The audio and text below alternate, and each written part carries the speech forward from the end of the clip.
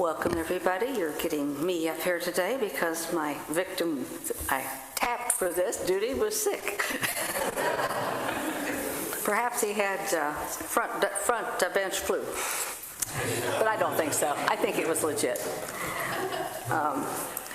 The usual reminder, turn off your phones, get them on airplane mode or something so that you can have a nice quiet afternoon because you forgot to turn them on like I usually do. Okay, welcome to any guests that are here today.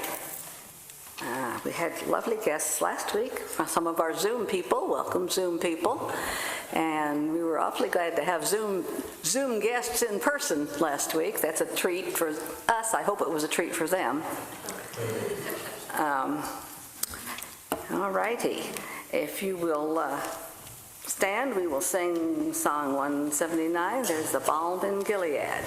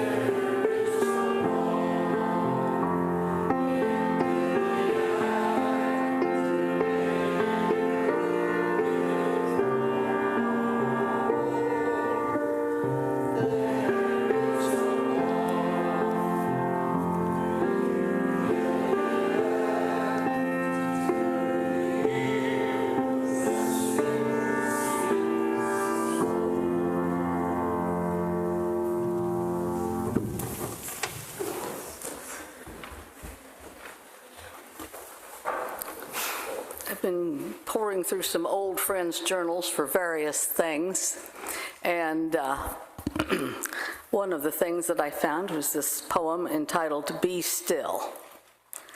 Don't worry so much and so often about yourself. Be still and learn the wisdom of something only felt. Sometimes God moves through you on his way to someone else. Okay, as we enter our time for announcements, we'll begin with the Zoom congregation. I hope a few more of you will introduce yourself this week. It was awfully nice to hear of so-and-so from Ohio and so-and-so from Montana or wherever. I don't remember the states now. It was awfully nice to hear that, because we don't know who's back there. They're just little squares. And I know you're real people behind those little squares. So, any announcements from Zoom? Okay, I have a family promise announcement. We will be feeding the homeless, the people who are living in the homeless shelter, the Almost Home, in 2 weeks. So the schedule is posted around by the cafeteria on the left-hand side. If anybody can fill out any squares, or if anyone wants to help plan a meal or can help organize, we have to figure a way where consolidated, all of us put together, prepare meals for that week. So feel free to give me a call or a text message if you have any questions, or if you can assist, or just write your name in if you have a specific thing that you would like to bring to help with those meals. Thank you.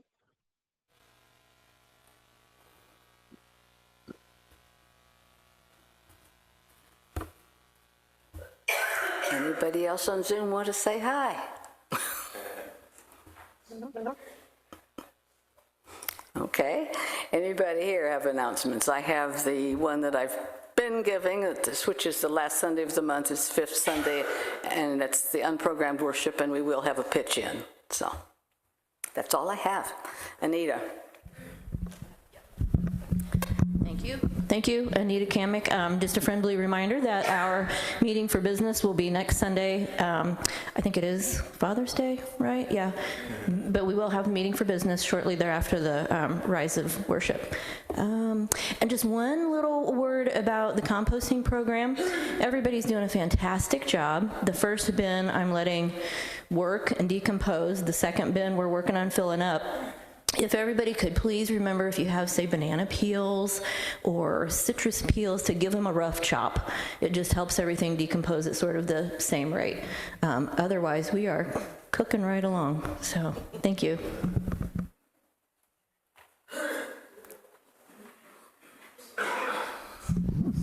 Joanne Gulley, just a reminder, we're having our women's book club today.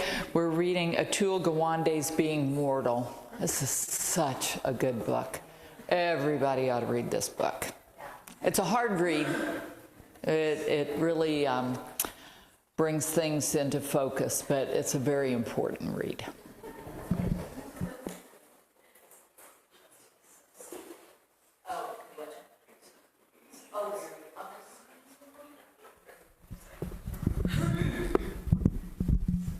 Jeff has sent out this is Bill Smith.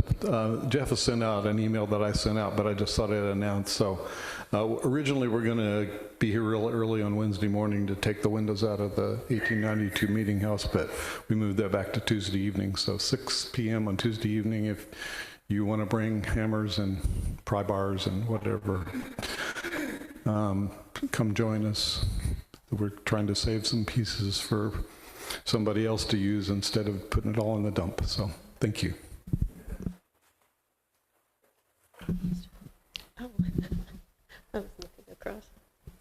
Hi, my name is Libby Whipple.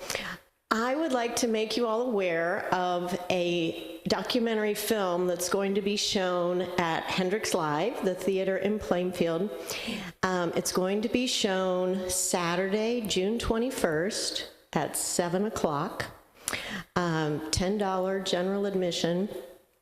You can get tickets online at hendrickslive.org. The documentary is called Live Like Horace, and it is a documentary that's been made about Babur and Horace Suleiman, Plainfield residents who died in a plane crash in 2014, flying around the world. And their mission was to raise money for schools in rural Pakistan that educated girls as well as boys. Babar Suleiman was my oldest son's. You know I can't talk without crying, don't you? Babar was my oldest son's soccer coach when we lived in Plainfield, and the family continues to be close friends of mine.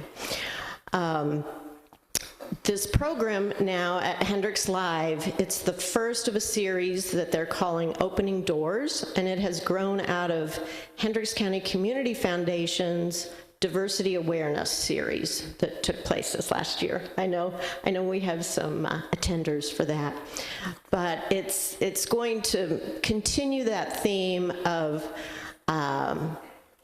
educating ourselves about our diverse community and supporting that. So I know this film is going to further Babar and Horace's community work of teaching and educating us. So I encourage all of you to show up for that Saturday, June 21st at 7 o'clock. Thanks.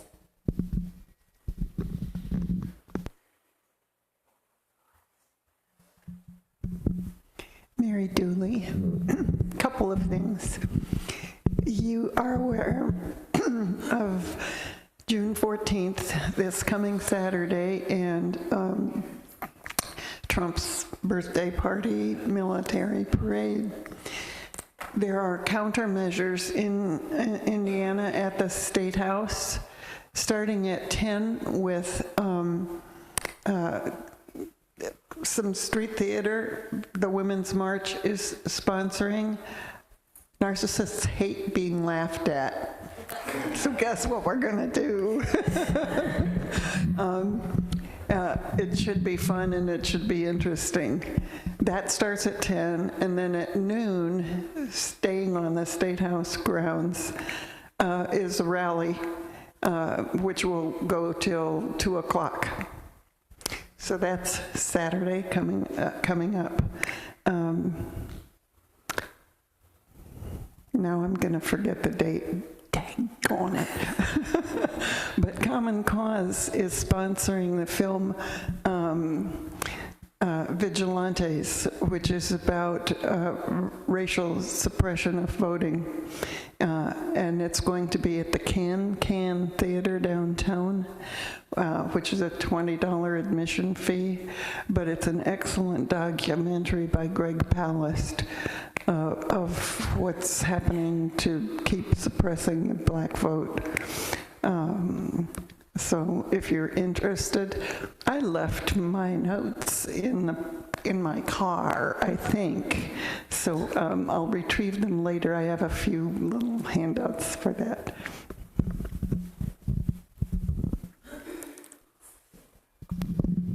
Hi, my name is Josiah Hostetler. I have been volunteering with a group called Indiana Aid, AID. We go visit folks that are in ICE immigration detention at the Clay County Jail, in person and online, in person once a month. On the first Saturday, there were about 6 of us that went yesterday, and we were able to see about half the people get to half the blocks. So if you're interested, we have a Bible study, and we just ask people how things are going and see what their needs are. So if you're interested in volunteering, please find me or go to the website. There's an orientation once a month. Before we end, I would like to encourage everyone to pay special attention this week to the quote that's in the bulletin. I know a lot of you read it anyway. You'll probably hate me for mentioning it and hate Kenneth Boulding for writing it by the time you've meditated on it 8 or 10 times, but it's very timely.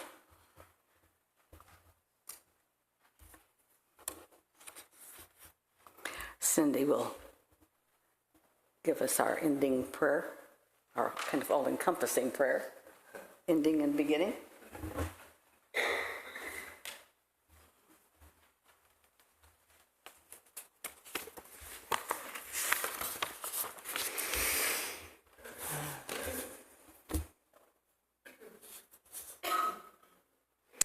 We come in gratitude for community, the kind of community where we can share worries and concerns, joys and relief, sorrow, confusion, hopes, encouragement, all of that. We're grateful to gather. And we are grateful for the light and life given around us, all around us, in all of creation. We trust that you will walk beside us and with the ones we remember to you and to each other. Take our anger, our fear, our anxiety, our longing, and help us shape all of that into action and love. Keep our eyes open, our ears open, our minds open, our hearts open. Keep us ready to walk on in justice and kindness and in your light. Amen.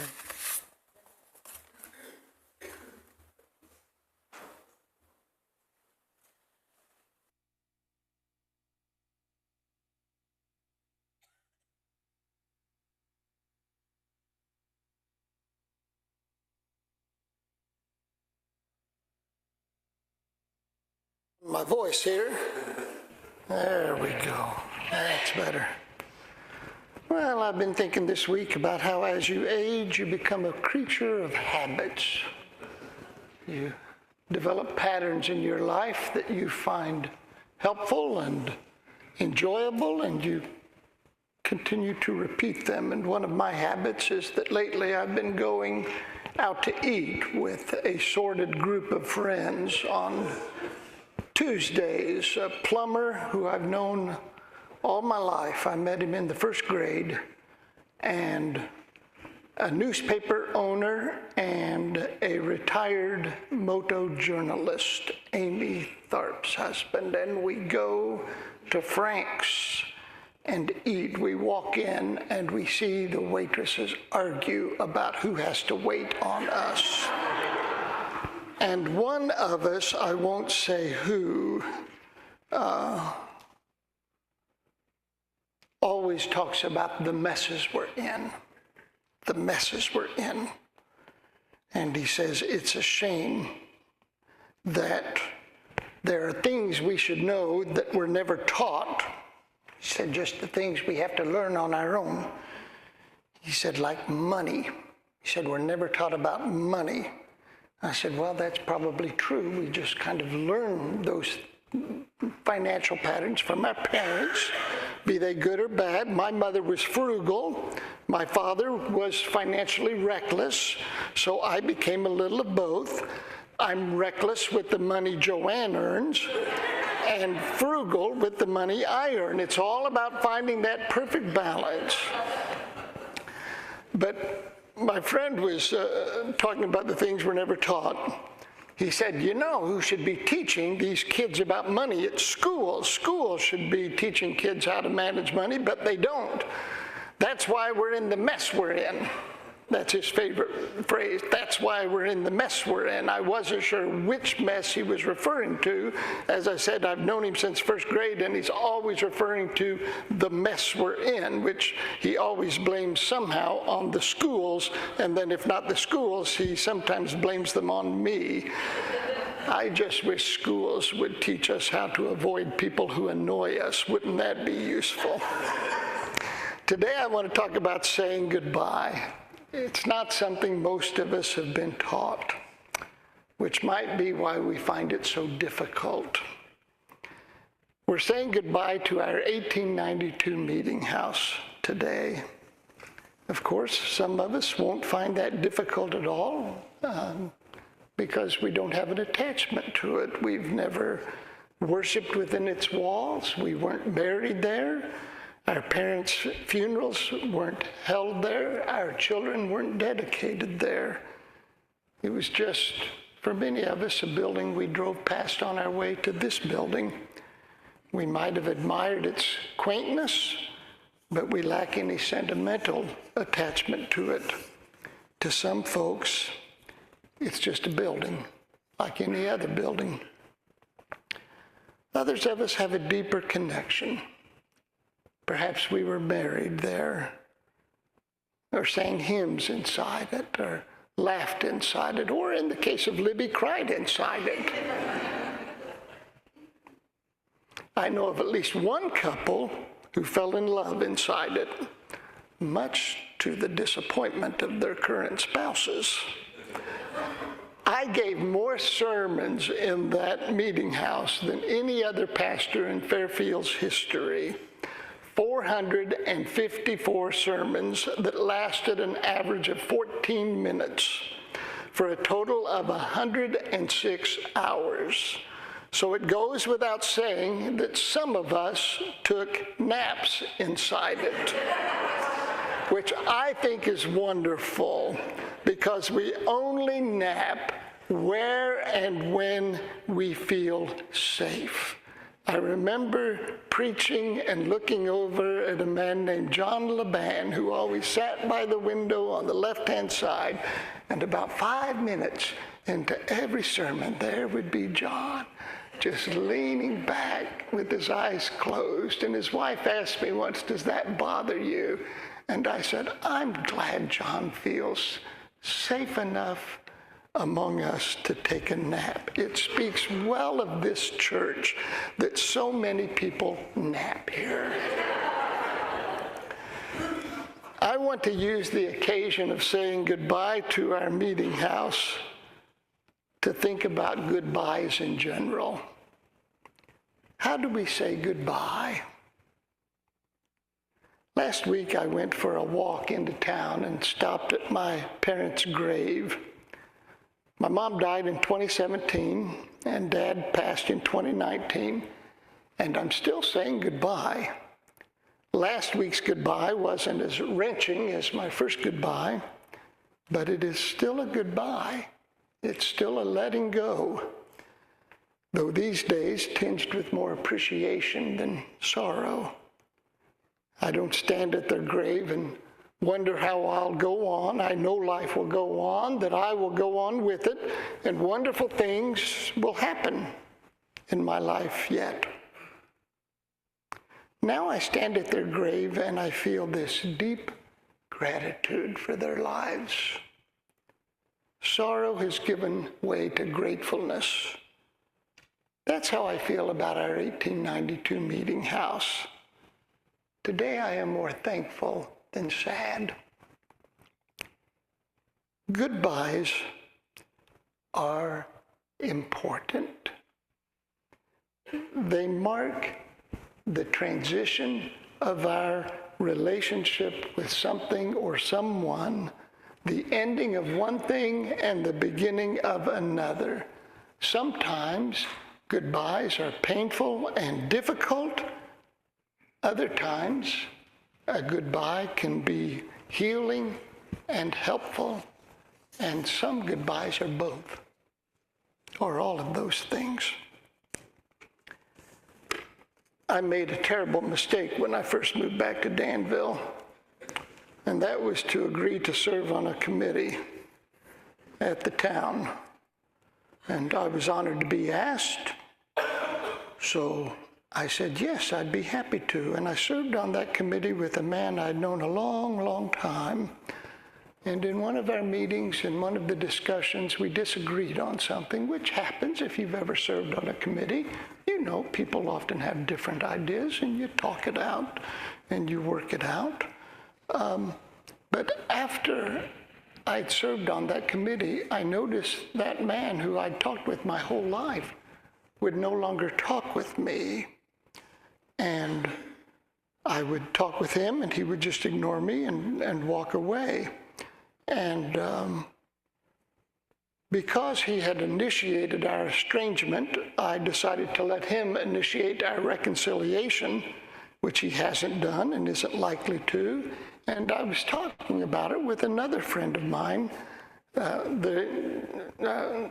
best friend, and who said to me, well, it sounds like he's just not very good at saying goodbye. That for some reason he doesn't want you in your life, but he can't come right out and say it. So he's saying goodbye the only way he knows how, and perhaps you need to let that relationship go. Now, if you know me, you know that if you're my friend, you are my friend to the bitter end.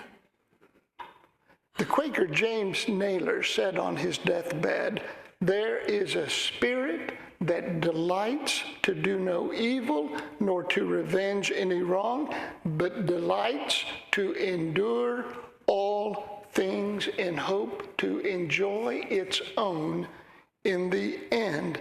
Its hope is to outlive," I love this line, "its hope is to outlive all wrath and contention."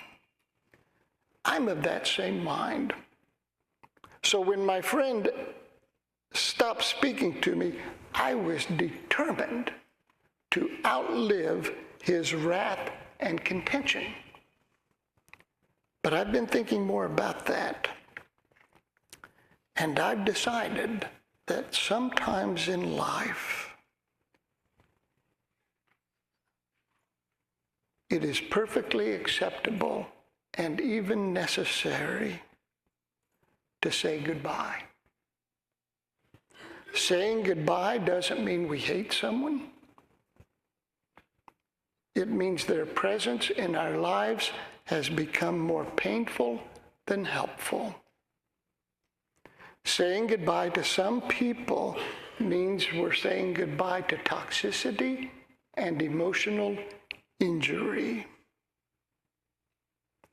And it's always okay, it is always okay to say goodbye to those things. Being a good Quaker or a faithful Christian doesn't mean subjecting ourselves to the abuse of others. No less an authority than Jesus said to his disciples, if someone doesn't welcome you, leave. Shake the dust off your feet. It is perfectly acceptable to leave negative and unwelcoming situations and people.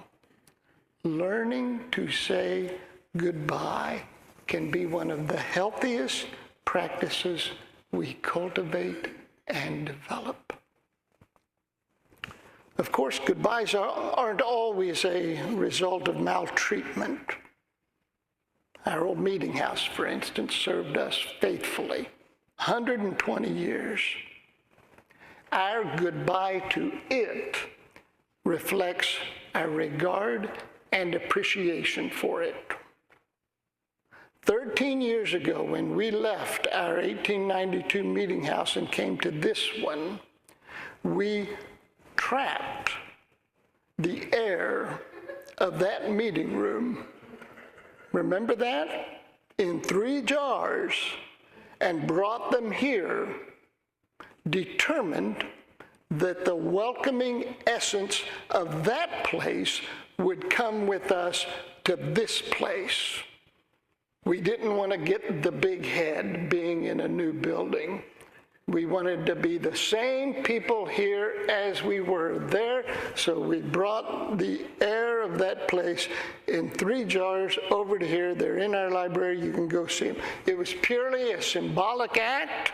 We have no desire to open those jars and release the mold spores into this meeting house. Purely symbolic, but important.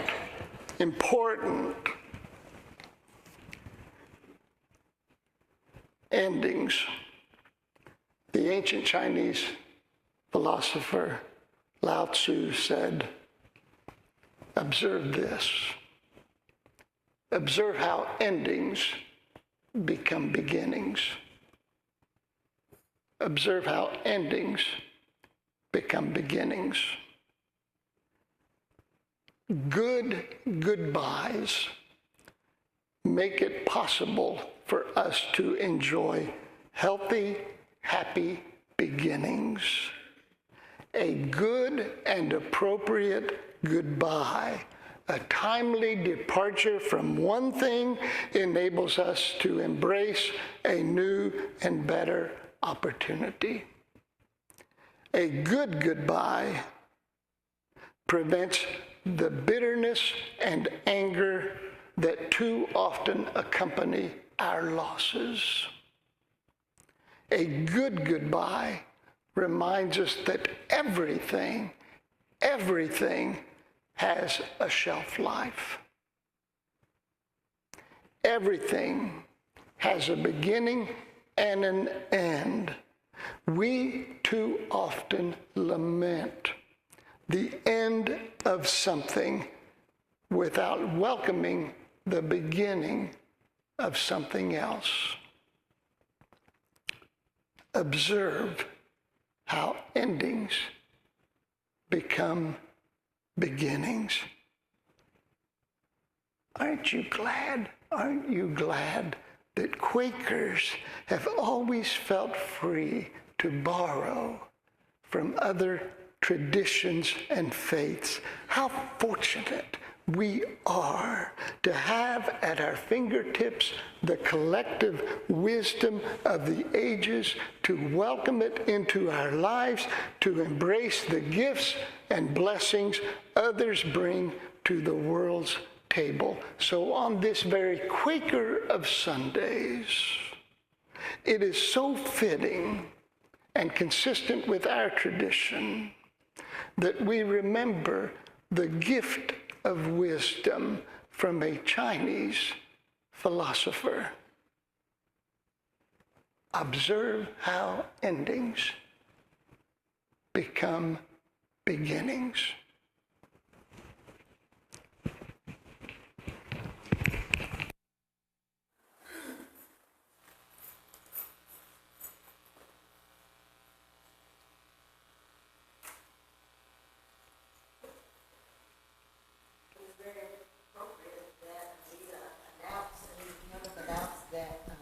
Composting was just cooking. It sounds very appropriate for endings to become. I was saying I think it's very appropriate that Anita Kamek announced about composting and how it's just cooking. It sounds very much in line with endings becoming beginnings.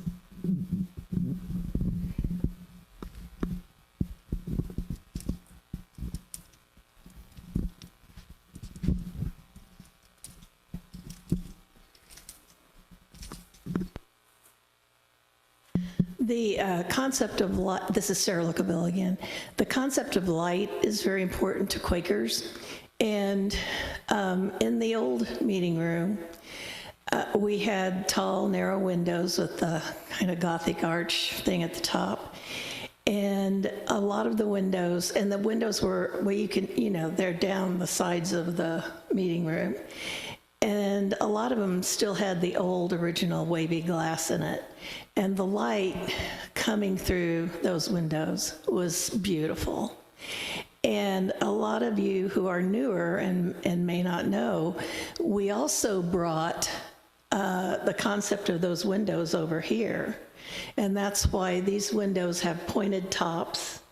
And the middle one is divided into different panes. It's also the design that's on the end of the benches is to remind us of those windows.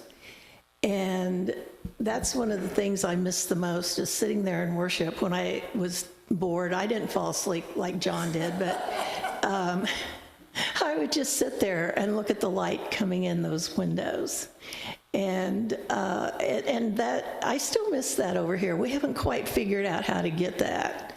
And so, but we do have little snippets of it around.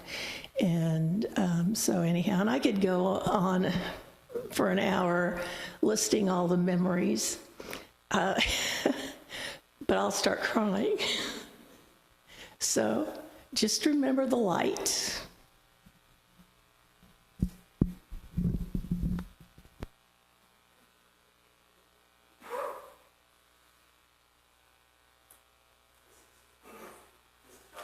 Over here. There we go. Thinking on the nature of goodbyes and things that are important to Quakers, I think goodbyes can be so difficult but so fulfilling because they have an innate need to be honest and speak truth in those moments, and we often don't speak those enough until the goodbye happens.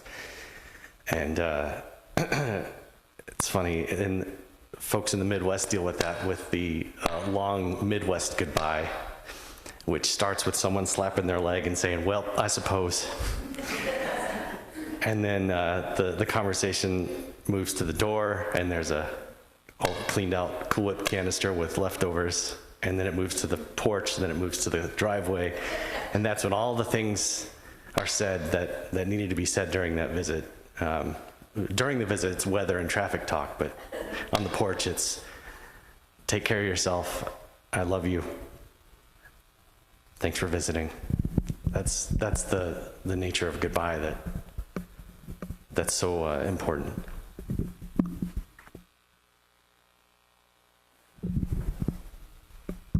Well, Phil was bragging about all the years he's preached here. I had to suffer through all those. and many others. I was born and raised about a mile and a half up the road, so basically we used to come down and went to Center Friends and down here, and but I suffered through Jack Kirk and Ann Davison and Stacy Wester. We had the parsonage over here. We roofed it, and we didn't quite get in. And it was a hollering a big rain coming in on a Sunday, and we got up there and finished up the roof and beating on the roof, and we caught we no more than got off the roof and it rained 2 inches. So, but anyway, I had to suffer through all Phil's service. So I've been coming down here for about 65 years, and so I don't know where Sandy's over. She'd probably been coming. She was a little girl when we were down here, and we had the youth group, had a great youth group down here in those days, the Yoke Boys and the Gibbons and the Swift Girls, and we had lots of good times in that church. But Phyllis was one of the mainstays that she was in charge of that building. She had more patience than I did. I wanted to get it built and get this one built and get it over with, but so I've got a lot of memories in that church, but most of them been good. All of them wasn't too good when I had to listen to Phil, but other than that, one was all right.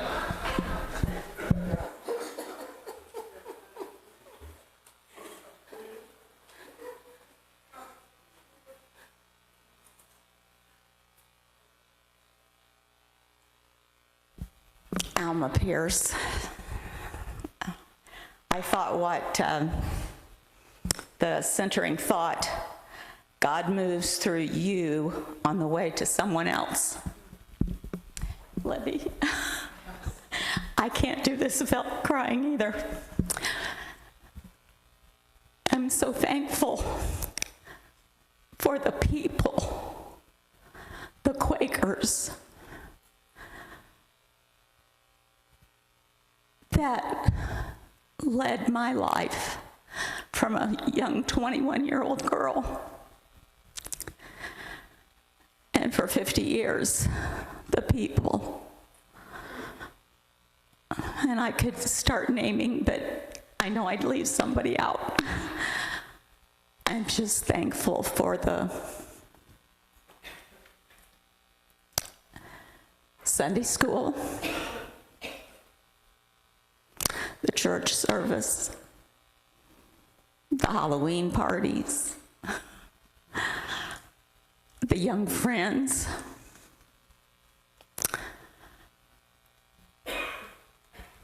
the love that filled that building, that now fills this building.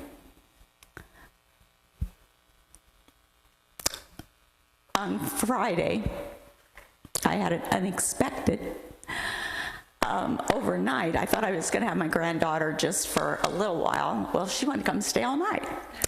So Grandma started thinking, well, what am I going to do all day? So we took a tour of Plainfield, starting knowing that the building wouldn't be there to show her again, starting with the 1892 Meeting House. And then I read the chapter that I told you how I wrote a book. Never do that again. Phil, I admire you for being able to do it over and over again. Of our family roots.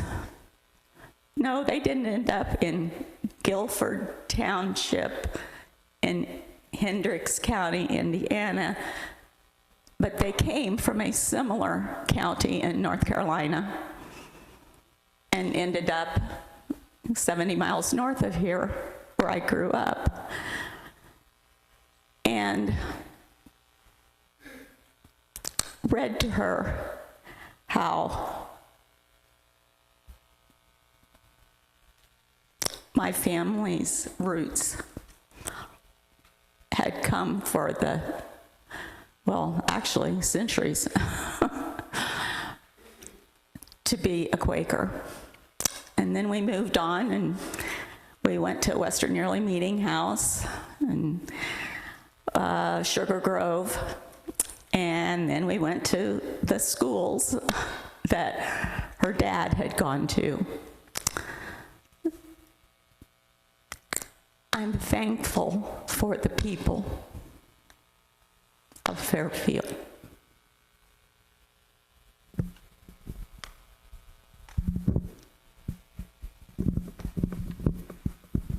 Well, if you will indulge me, I'm going to do some memories of the old building.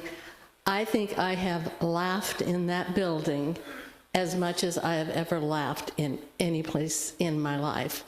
And I look back and I think Beth Ann Swift and I were sitting up one time in the middle of a sermon. We were playing with a ring as she had taken off.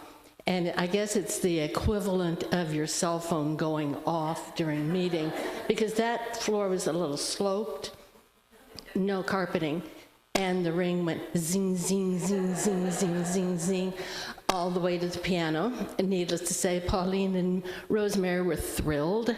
And then our sister Patty was playing with a whistle during meeting, but she had her finger over it, you know. But it slipped. So right in the middle of a very intense sermon, I'm sure, she blew the whistle, ricocheted around. And then one time, we used to do, what do you call it, responsive readings all the time, you know? And we were doing one Sunday. It was about the loaves and the fishes. And our father was never a quiet man. He read very loud. And but the passage ended of loaves, and Daddy said, of bread.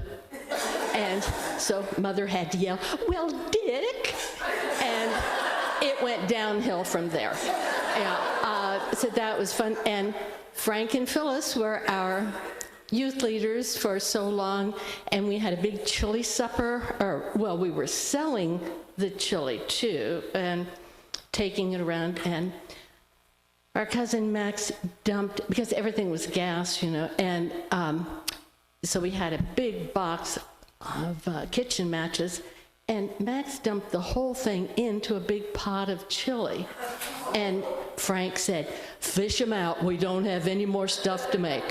So we fished out the matches, and we sold the chili, and as far as I know, everyone survived. But it was, and just like today, it's the beautiful windows that Sarah mentioned are gorgeous, but it's the people. So we will miss the lovely building, the quaint building and all, but just like then, like now, it's the people who are precious. And I hope that everybody laughs as much in this building as we did over there, because it was a fun, fun place to be.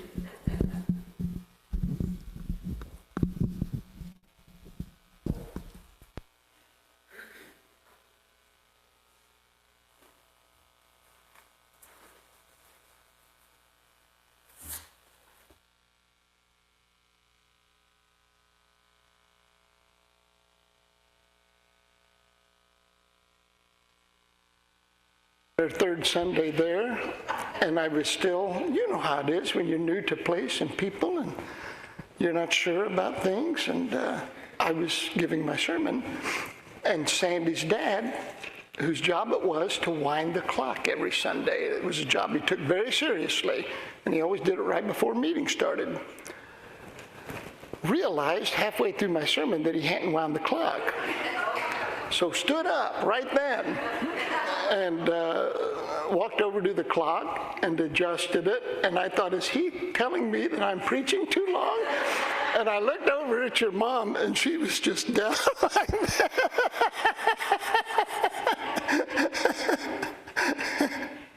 Oh my gosh. I was talking with my boys this week and telling them the old meeting house was coming down, and my boys are rather indifferent about religion. And I was surprised at their reaction. It's the meeting house they know best. And both of them said, oh, I'll miss that place. Yeah, as will I. Well, let's gather some food and let's sing. And then we'll walk over and we'll give a proper goodbye. Stand and sing song number 142, Amid All the Traffic.